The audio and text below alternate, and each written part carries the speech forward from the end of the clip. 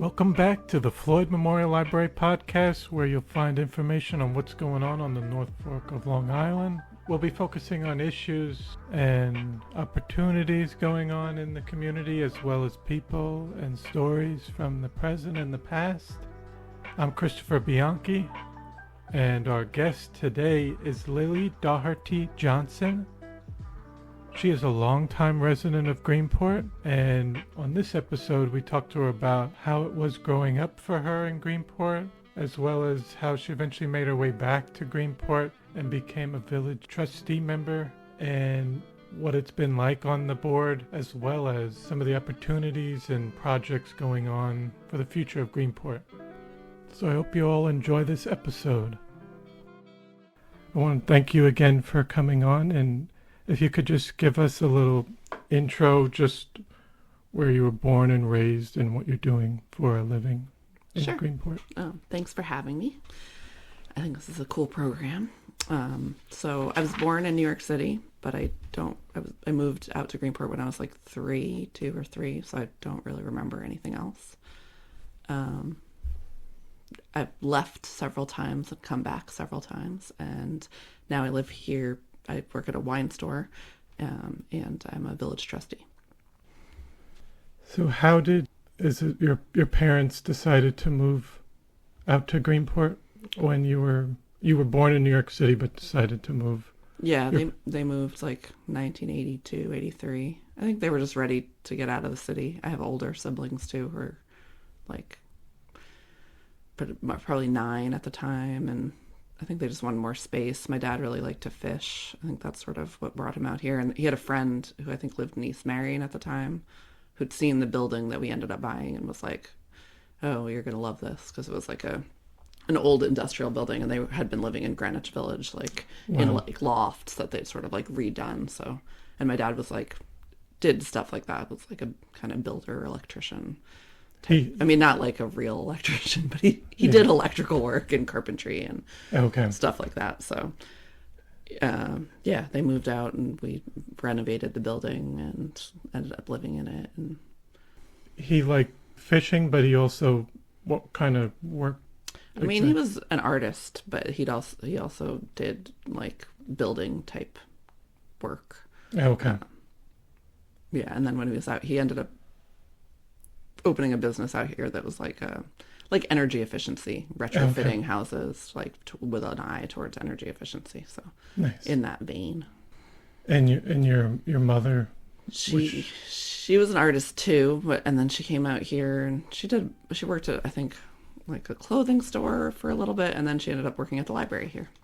And at the time, she didn't have a library degree, but then she went and got her degree, like while she was still working here, and ended up being children's librarian, and then reference librarian, and then assistant director, and then she just retired recently. Wow! And so you grew up in Greenport all through elementary school, middle school, high school. Yep. How was the experience out here for schooling? You went all through that one building. Over on Front Street.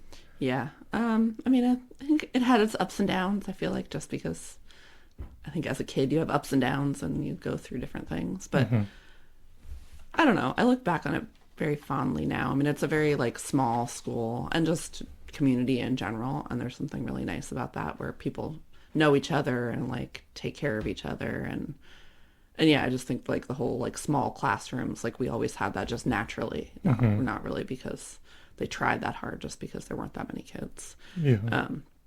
I mean, by the time I was 18, I couldn't wait to leave because like it was such a small town, and I'd gone to school with the same people in kindergarten through 12th grade. Not exactly, people move and people leave and come back or whatever, but and it was all in the same building. You didn't get to go to different buildings for middle school, high school. No. What was the graduating class? I think I graduated like 45. Okay. Something like that. While growing up and going to school, did you have a childhood role model?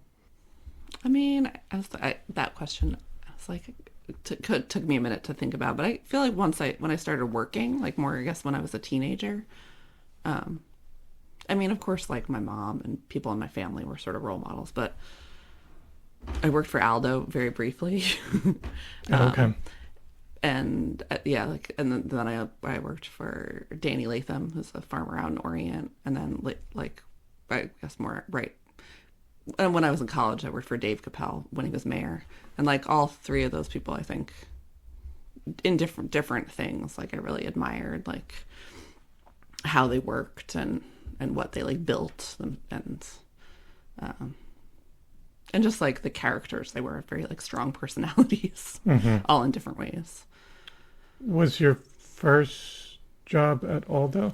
It was, yeah, and it was actually really only for like 2 weeks because he's very particular, and it was my first job, and I think I don't know, I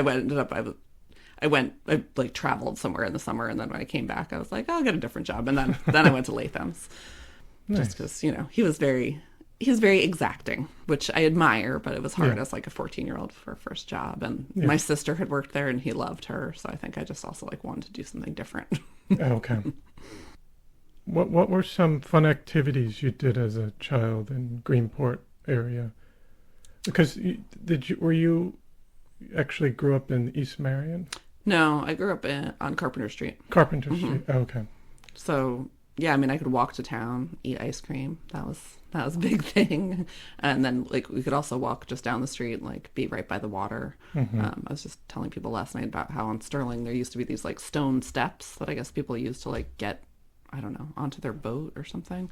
But my friend and I would just like hang out on the steps, like half in the water, and that we used to go ice skating in the winter. Like you used to be able to just go to a pond or like a lake, just nearby, like right on Silver Lake by 3rd Street. We would just go ice skate there, and like in Morris Woods, and also in East Marion. This was before they actually put in that rink. Yeah, in Mitchell this was just Park. like natural ponds that used to freeze. Yeah, I mean the beach. Just going to the beach as a kid, and just like walking around town. I mean that's like just what in high school. That's just what we did. We would just like be like, oh, we're going to town, and we weren't like doing anything. We were just like walking around, like you know, looking in stores, getting coffee, like getting snacks. People started skateboarding like when I was in high school, and then there was like a whole crew who'd be downtown skateboarding, and we'd like watch them skateboard. That was before the skate park got built. It was like right before. I think it was sort of what other people were getting annoyed with people skateboarding downtown. So I think it's one of the things that prompted the skate park to get built.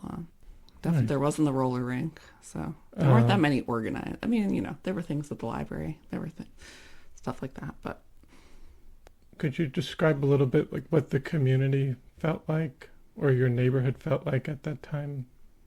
And this was in the 90s. Yeah, I mean, in the 90s, I was like 10 and up. Okay. So, I mean, it was just still very, like, it was just much less crowded than today. Like, and I mean, there were definitely summer people and there were tourists, but not as many as there are now, and like not as many weekenders.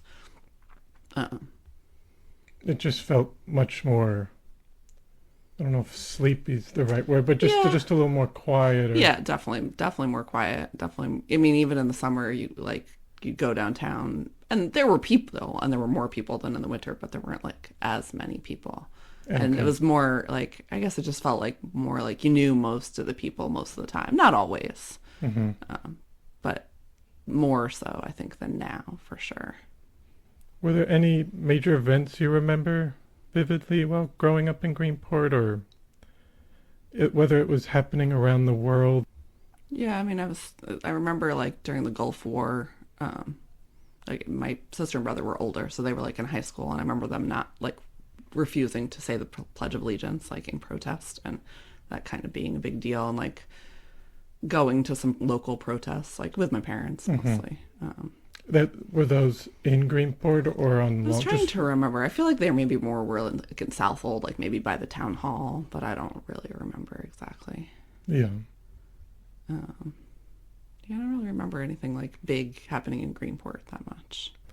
And you said you've kind of moved back and forth over the years since high school. I know you said you wanted to leave Greenport after high school. What were kind of some of the reasons? I mean, I just think at that point it was such a small, sleepy town that like I'd been in my whole life, and I just wanted something different. Yeah. I went to the city, which was great, and also, you know, it's not that far away, but like it was nice to have that different experience. Were you in Manhattan or Brooklyn? I was in Manhattan at first, and then like right after college, I moved to Brooklyn briefly. Then I went out to California because I think again I just wanted to go as far as possible. But then I came back to the city, and then I don't know. At some point, I guess I was probably 25, 26, 27, something like that, 28. I moved back out here. Just I think I sort of like I'd been mostly in the city or in major cities. And I was just like a little, like I missed the trees and the water and the small townness. So I came back out here for a couple of years, and then I kind of left again, and then came back again. I mean, I think really what I love the most about out here is like the beach. Like I've been to, you know, I know there's beaches other places, but like the accessibility of the beach and like that they're so swimmable and like. Yeah, I just haven't really found somewhere else that's like the same kind of way where you just all summer long you can like go to the beach as often as possible. Yeah. And just the proximity, and I think from what I've seen they are pretty relatively clean. Yeah. Compared to I've seen other ones that are. Yeah, for sure. That's interesting how I feel like a lot of people probably would have a similar feeling of they grew up here and then they would want some change and go to the city and then kind of decide, well, do I want to move back to where I came from? And now that you've moved back to Greenport, you decided to run for village board. What made you interested in running for village board? I mean, I think mostly it's just loving this place and like wanting to serve the community. And I guess I grew up, like, my parents brought me to village board meetings as a kid. Not all the time and not all of them, but, like, when there was stuff going on, you know, that they cared about, and I was there. So I was, like, exposed to it. And then when I worked for Dave Capel, when he was mayor, that was back when I would listen to the transcriptions and, like, type them out. So I, like, would, you know, which was not fun at all, but it really like I like heard the meetings, and I think it just kind of like got in my head that like, oh, you know, like regular people do this, and it does, like, it is important, even though sometimes like they're small things because we are a small town, but they still like matter. And I ran 4 years ago and I didn't win, and at the time I wasn't really planning to run, but then a trustee was not running again, and there was like, and I hadn't heard of anyone else running, and I just thought like I sort of thought I would do this later in life, but then I was like, why, you know, if no one's going to do it, like somebody has to, and you know, why not now? But you know, then I didn't win, but then I figured try again. So yeah, it wasn't like after that first time you were like, oh, should I take a break or? Well, actually, I didn't run. So there was like, you know, there's elections every 2 years. So then the next one was like, it was partly like COVID. It was 2021. And so I didn't run that time.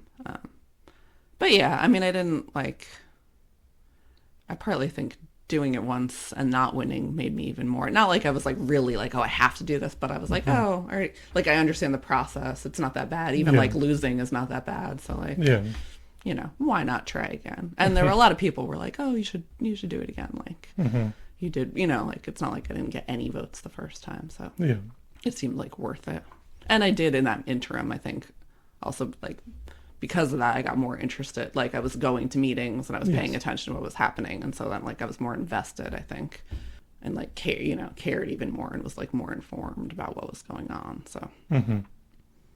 So now that you're on the village board, what do you think are some, I guess, what were some critical issues you saw while you were running first, and then if you had any different issues that after you went on to the board, there's some like change of like things you thought might have changed your mind, like, oh, we should actually be focusing on this more than what I thought, or kind of still similar? Yeah, it's still kind of similar. I mean, I still think like housing is a really big issue, and then also like climate change and whatever we can do to to be ready for it, but and also to be like doing as much as possible to mitigate it. So housing and climate change. I think those are the Mostly. big things to me. Yeah, I mean, I think also, I mean, and we're in the midst of this, but just like planning, like one of the big issues that came up during the campaign was like our local waterfront revitalization plan, which is basically like our comprehensive plan, and just the need to update it. Was that from the early 2000s? The current like actual draft is from the 90s, but there was like a draft in 2014, but it was not ever actually like accepted. It's not full. So now it's like we're working on redoing that one, but really at this point, that's like, so, 7 years ago that we sort of have to restart the whole process, which is a lengthy process. But yeah, I think, I mean, I think we said it during the campaign, and I think it still is important. And I mean, I guess one of the things, not that the priorities are different, but I guess I realize like when you're outside of it, it's easy to be like, we should do this and we should do this. And then when you're like more in it, you realize like why things are so slow and complicated and like hard to actually implement. So Yeah. that's been a process and like definitely a learning curve.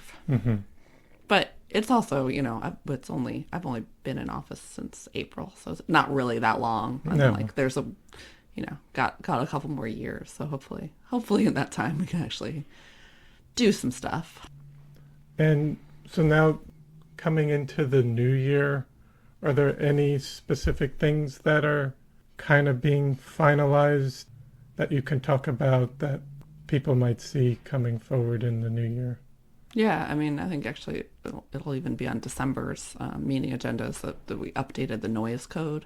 Okay. So that's, I mean, I don't think it's going to get passed in December, but there'll be a public hearing, and hopefully, in the new year there'll be we'll make some changes. And then like similar, they're sort of just going through like a lot of the laws just really haven't been updated in a really long time. So they're also looking at like the beaches and like mass assembly. And then we're going to get into like housing and like there's other things on the list that I'm blanking on right now.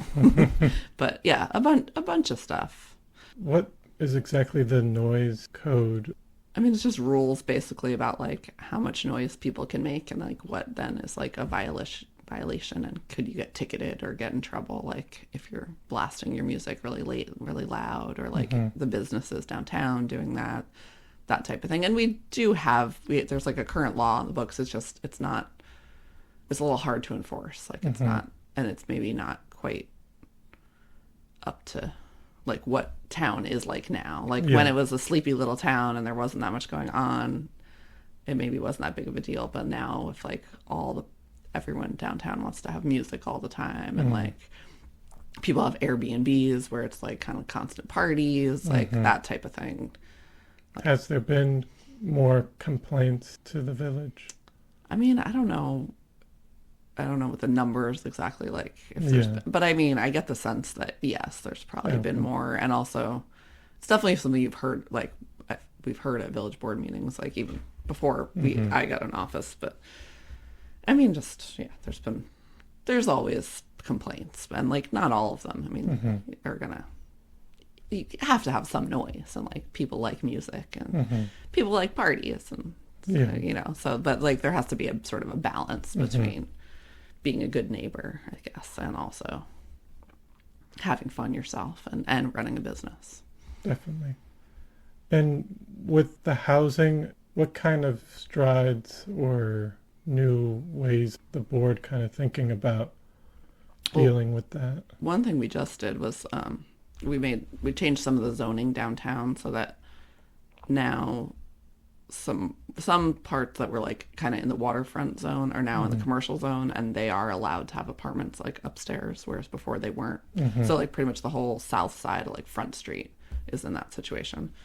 So that's one thing that's like we've already done. There's also talk about like allowing third floors in some parts of downtown, especially and we haven't worked out the details yet, but like maybe if there's some affordable housing component that would be allowed. There's also been like a lot of talk about accessory dwelling units, like so like if you have a barn in your backyard or a shed or something, or that you can renovate or like build a little house or something. Yeah. or like an apartment right on your house, that type of thing, which are not completely not allowed in town, but I think like it could be made easier and like more encouraged. Mm-hmm. I mean, it's tough because there's not that much space right in Greenport Village, and also Yeah. everyone sort of likes the like no one wants it like really super developed and really tight. But on the other Yeah. hand, like it is already a kind of like it's a funny kind of place. Like I remember when I went away to college, I was like, oh, I live in a rural place. But then like friends came and visited me and they were like, oh, this is kind of like suburban. And then you kind of look at it and you're like almost like that 1 square mile is actually almost urban. Like you can Mm-hmm. walk to stores and like some places like the buildings are very close to each other. Mm-hmm. Like so it's a weird mix, and it is kind of like it's very diverse in Yeah. like that kind of way where it's like yes there are like some traditional kind of houses, but then there's also like older buildings that were built for different things. And yeah, I just think like again there just needs to be a good balance, and it's just Yeah. such a crisis right now, and I feel so lucky that I was able to move back. Mm-hmm. But there's plenty of people who weren't, and Yeah. like and can't afford it, and like and people here who just like are here and can't like are being forced out of their homes or just can't afford like the way the rents have gone. And so it's just something I think we need to like come up with all sorts of creative solutions, because otherwise there's not going to be able to work here Yeah. for one. And like work at village government and like all the things like work at the library and stuff like that.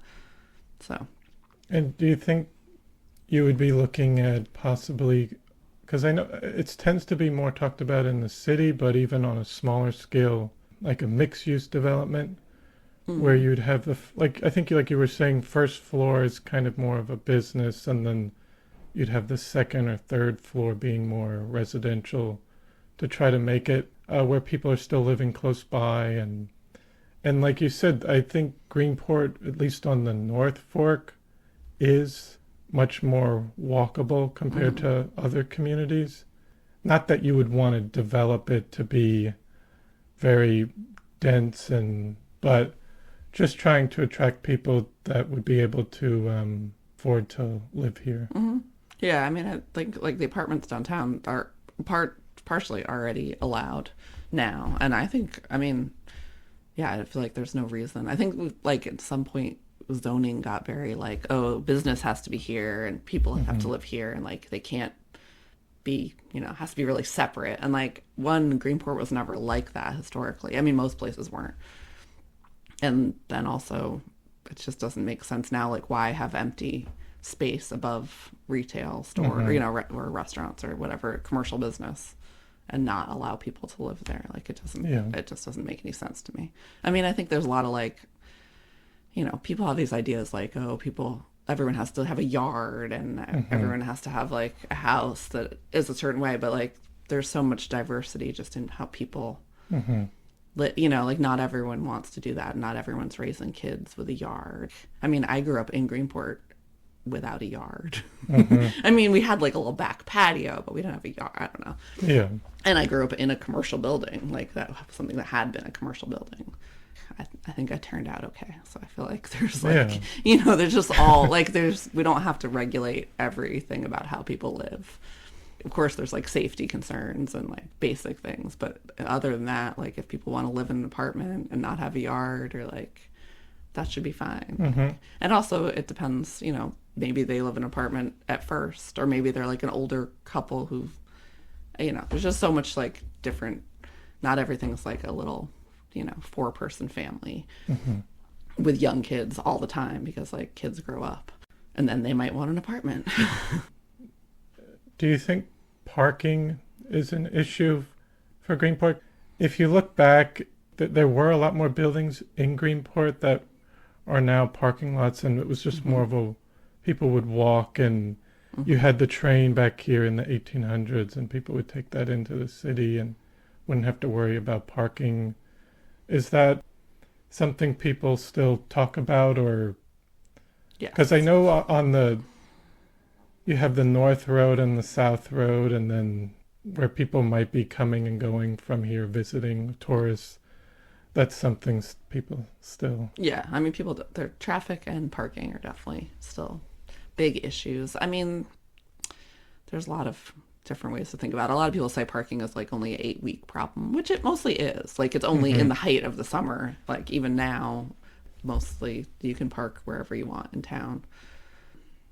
Oh yeah, and I saw like you guys had just posted the picture of the Opera House. Yes. And like it's such a beautiful building. And it's such a like wow. Imagine if we like still had that. But then I was like, oh, we would have less parking because like what exists there now is 2 buildings with a lot of parking. Yeah. So I don't know. It's a tricky problem. I mean, I don't like. The thing is, on its face, nobody really wants like more parking lots, and also where would you put them? And nobody really wants a parking garage because they're expensive, and again, where would you put it? And I think really the solution is to encourage like less cars, more walking, more public transportation. But like it is also a big problem. Like we can't just get the Long Island Railroad to put more trains. I mean, we can keep trying, and like maybe eventually they will. Is that something that has been discussed? I mean, I think it gets discussed, but it's just like I don't think we have that much clout, Yeah. to really make it happen. People might still complain like, oh, we don't want more frequent trains coming and That's going. true. I mean, yeah, you can't really win with complaints, but and like I don't know. I think but I think like moving forward, we just have to like not be set as car dependent in some ways, and also. I mean, yeah, it is just like a brief, when it's really bad problem, it's pretty brief. And like, I also just don't think like, I feel like we've sort of reached like tourist capacity. Like, I don't think we're going to like get even more and more crowded every year, hopefully. Yeah. I mean, I guess you never know, but. And there's also like, I've always the idea of like, maybe you try to encourage people to like park in Moore's, like on Moore's Lane, like by the polo grounds, and maybe you do some kind of shuttle and like, I don't know. I know people kind of think like, oh, people don't want to take a shuttle and they don't want to park far, which is probably true. But on the other hand, if that's easier and also like you make it attractive somehow, like it might be. I mean, I'd love a shuttle around town just like myself. Like, that would be. like I would drive into town much less if I could hop on a shuttle because I live on the very edge of town often. So, I mean, I often drive just because also like, I'm busy and I'm going other places and like, but if there was like some kind of little shuttle eventually, I mean, I don't see that happening soon, but some kind of public transportation that was like more localized, I think that'd be great. Because we only have the one Suffolk County bus, the 92, and now they're in their winter schedule, so it's even less frequent and it stops. I mean, it ends earlier, so it doesn't help as much with people that might be working late and. Yeah. But, I mean, I took that as a high school kid before I could drive on occasion. Like my friend and I would like go to East Hampton or go to Riverhead and like go shopping and hang out. But that's also because we had like nothing better to do because it would take like, probably took like 2 hours to get to East Hampton or something. Yeah. And even like Riverhead probably was like an hour and a half because it's like stopping a lot and it wasn't really on its schedule. I feel like maybe it's a little better now, I've heard. But. And it's still a nice service to have. And because if you can't cut over through Shelter Island, you can just take that all the way around. And for sure. It's definitely needed. Yeah. So as you grew up here, do you feel now that things have changed? I know you probably get this question asked a lot. I hear it too, just people saying, oh, Greenport's not what it used to be, or it's some people say it's better now than it was. Some people say it's not better now. Do you feel from your time growing up here, has it changed at all? It's definitely changed. I mean, it's definitely like not as sleepy and quiet and not as poor in general. Like, I mean, there's still a lot of diversity, but I think there's a lot more money here now. A lot more open businesses for sure. I think things change all the time, and I don't think there's like always a net good or bad. I do often think about like, I don't think if it had stayed exactly the same, like I don't think I would have come back here. Like I just don't think all the places I've worked and just like the community, like the vibrancy. I just don't think as like a youngish single person I would have been like, oh I want to be here, because like back in the 80s and 90s it just wasn't, there was the Whiskey Wind and there were some restaurants, but like there wasn't like the like fun nightlife or like the the all the tourists, as much as like we complain about them, it's also like fun. It's exciting. Like when you can go down to the town in the summer and like there's a bunch of new people. Like that's a nice thing also. So yeah, I think I've like it's hard. It's definitely Has it changed? Yes, but I don't think. I mean, if I totally thought it was like for much worse, I wouldn't be here. So it is still kind of nice seeing, like you said, like the Whiskey Wind, even though it's been here a while and we've seen other things come and go and new restaurants. It's still kind of a nice place that has been here for a long time that you can point people to. Yeah, I mean, I think that's one of the great things about Greenport, and it's one of the things like I'd like to see more of. And somehow, I mean, you can't stop change completely, but like preserving. I think that's like the danger that we're in right now too. It's just like if you develop and develop and develop, and like everything's new and different, like all that charm, which is what the tourists are coming to see, doesn't exist anymore. And like like you've sort of turned yourself. I don't know. I just think like you have to keep some of that authenticity and the old businesses and just like what Greenport is, because that's what people like about it. Because if everything completely changes, I just don't think like you'll have the draw that we have now. But on the other hand, nothing can stay the same. Like Whiskey Wind is probably about to change hands. Aldo's just changed hands. Like so, like things change. And they're keeping the name and the business, but it's still changing hands. Yeah, I mean, also like Whiskey Wind has changed too over the years. I mean, and it's even changed. Like a lot of even older folks than me know. Like it used to be called Myers, and I mean, it's been a bar for a really long time, and I think it's mostly been pretty similar. But of course, like there's little changes. And like some things are inevitable. Like I know everyone always complains about like, oh, the arcade and like, oh, we need more stores like that and the hardware store and stuff like that, which I understand. And I would love to have that too. But also like, I think just the world has changed, right? Like those kinds of businesses just don't exist as much anymore because everybody buys things online, or like the big box stores are so much cheaper that everyone goes to Riverhead. So it's like you have to adapt, but you also have to like actually live within the real world and like what actually is going to be successful and like make sense for people, because you can't just say like let's open a hardware store. And is there anything in particular you miss about Greenport you grew up in? I mean, I miss being able to ice skate, but that's like climate change. I don't know. I mean, yeah, I miss it, but like I don't necessarily, I guess, like need for it to come back. I miss the stone steps down on Sterling. Yeah. I mean, I guess I sometimes miss like when I go to some beaches, sometimes I miss the fact that they used to be much more empty, stuff like that. But on the other hand, like I feel like that's a little bit greedy and like, that they're beautiful places. Who am I to say if they're just mine, because they're not. Yeah. And I appreciate that like other people appreciate them and, get to experience them. So, and I think a lot of the things about Greenport that I like think I miss are still really there. Like you go downtown and you still see all the people, which is one of the things I hated as like a teenager. I was like, I hate knowing everyone. And then like you sort of get a little older and you're like, oh, I like knowing everyone.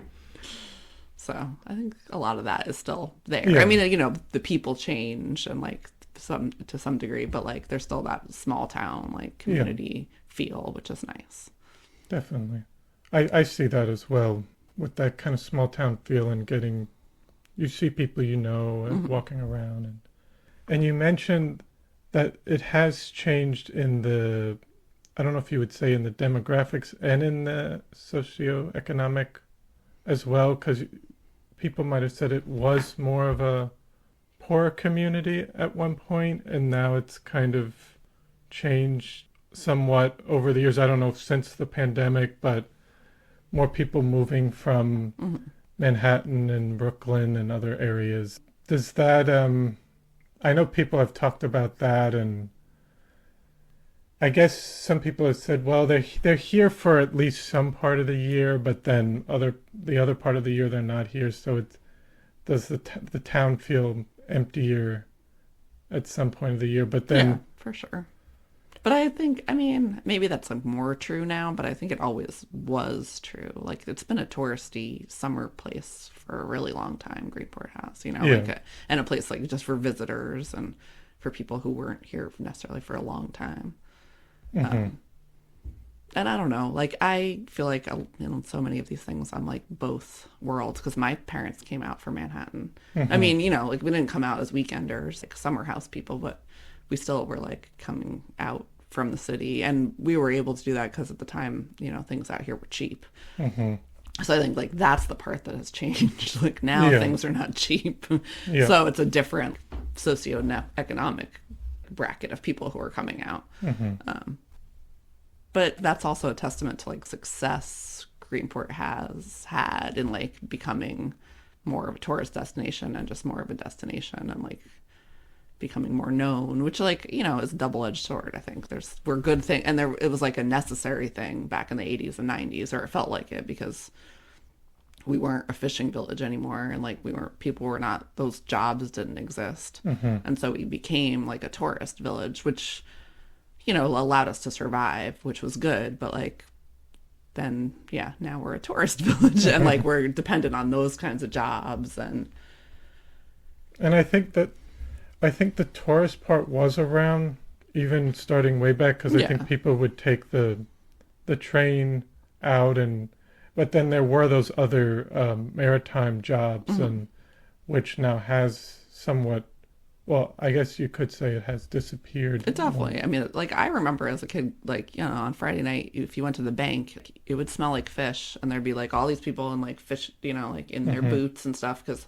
they just got off work and they got their paycheck and they were cashing their check. And like right around the corner from us on Sterling, there was like the oyster factory. And like that type of work really just, I mean, yes, there's a few fish markets and people work at them, but like not in the scale that it was even in like in the 80s. Because you could actually smell it. Yeah, exactly. Like it was like clear, like, and that, I mean, I think that was like another thing. That's like why people didn't want to live here. And like, I mean, why it wasn't as desirable as a place to be. But, then that disappeared and now it is more. So.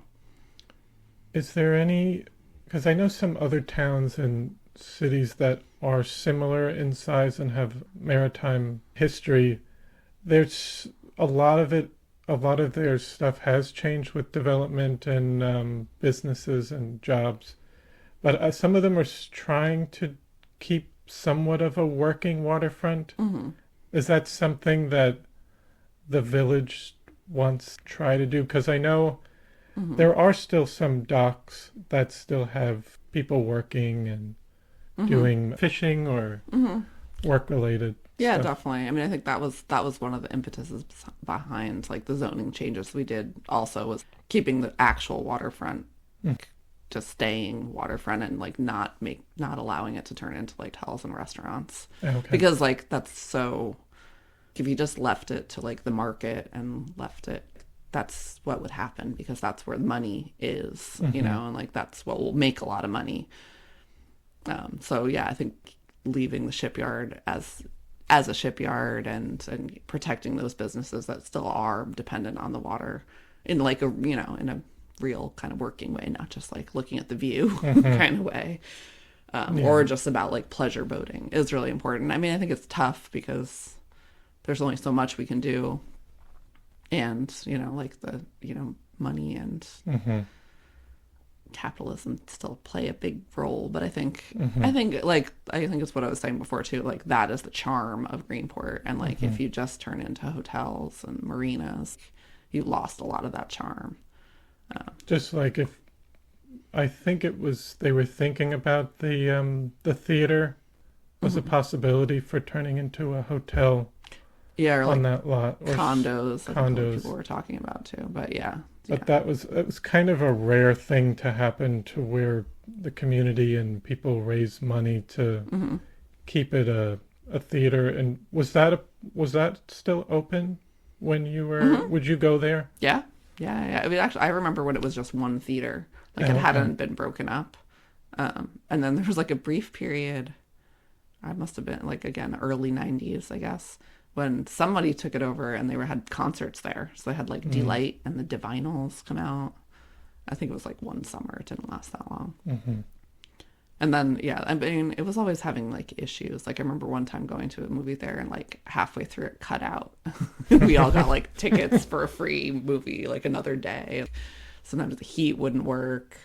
So it definitely struggled, but it was a nice, and it often wasn't open in the winter, but it was a nice thing. And it'll be exciting again when they reopen. And like, I mean, it's crazy now. You can't even go to Mattituck and see a movie. Yeah. Like I haven't seen a movie in a theater for a long time just because I'm just not, like I'd have to really want to go see something to have to go far. And like, I've thought about it, but then just hasn't happened. And like, yeah. No, that's definitely will be a nice addition to the community. Yeah. So now that we kind of talked about Greenport now and in the past, what kind of things are you hoping for the future of Greenport and its community and its history going forward? Yeah, lots of things. I mean, I would love to see one little project I'm working on now, which hasn't gotten very far, is some public art downtown, like murals, and just. I mean, I love our downtown. I think it's great, and I think the diversity of it is great. But just giving it like a little bit more love and a little more like community ownership, I think, is important. Yeah, I'd love to see. I mean, I think really future having it much more pedestrian friendly and bike friendly, and just like person friendly. I mean, I guess that's pedestrian, but just a little bit more public space, a little bit more public activities, and yeah, just not so much of a car centered downtown. And then I'd love the village. I'd love to see so much more happening in Moore's Woods.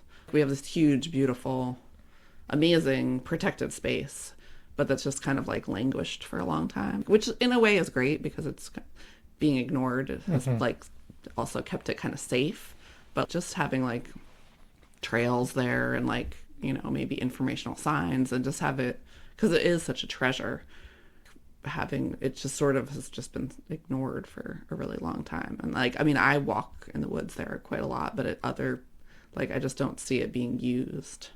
It's not really advertised as a actual trail. It's just people can walk through there. I mean, there are trails, but and like there were trails made like in the 70s actually by a high school class, but they've just sort of, they haven't really been maintained.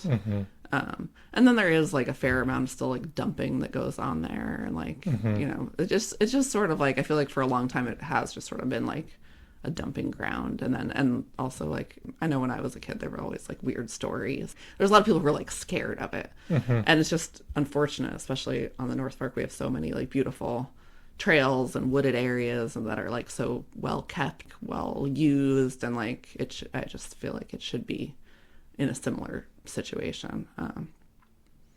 And then I'd love to see just the village doing as much as possible to like changing the way, like not spraying pesticides, not using leaf blowers, just doing the little things that we can do in our own town.